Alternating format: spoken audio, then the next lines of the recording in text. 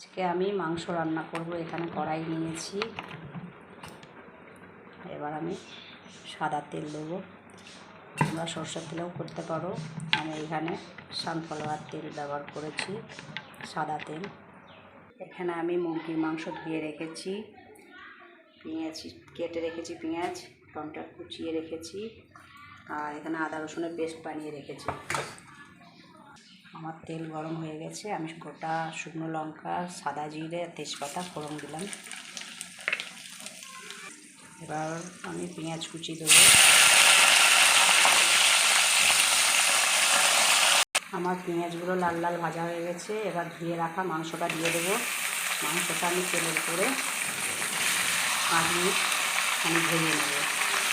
আমি ভেজে নিলে যে মাংস একটা গন্ধ থাকে, ওই গন্ধটা থাকে না। আস্তে আস্তে যে গন্ধ করে, ওই মাংসটা ভেজে দিলে গন্ধটা থাকে না। মাংসটা আমার একটু তেলের উপরে ভাজা হয়ে গেছে। এবার আমি টমেটো কুচি দিয়ে দিলাম, আদা রসুনের পেস্টটা দিয়ে দিলাম, লঙ্কা গুঁড়ো, হলুদ গুঁড়ো, জিরে গুঁড়ো। এবার সব মশলাগুলো দিয়ে আমি ভালো করে মশলাটাকে মাংসের সাথে কষিয়ে নেবো যতক্ষণ না তেল ছাড়ে। মাংসর কালার আনার জন্য আমি উপর থেকে একটু চিনি ছড়িয়ে দিলাম। এবার আমি নুন দিয়ে দিলাম। অনেকটাই মাংস থেকে তেল ছেড়ে গেছে, আর একটু কষে নেব ভালোভাবে। মাংসটা আমার ভালোভাবে কষানো হয়ে গেছে, পুরো একদম তেল ছেড়ে গেছে। এবার আমি জল দিয়ে দেবো।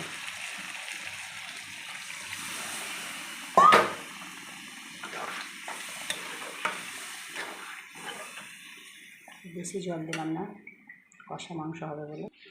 এরপর থেকে কেটে রাখা ধনেপাতা ছড়িয়ে দিলাম। আমার চিকেন কষা একদম রেডি। দেখো কত সুন্দর কালার এসছে।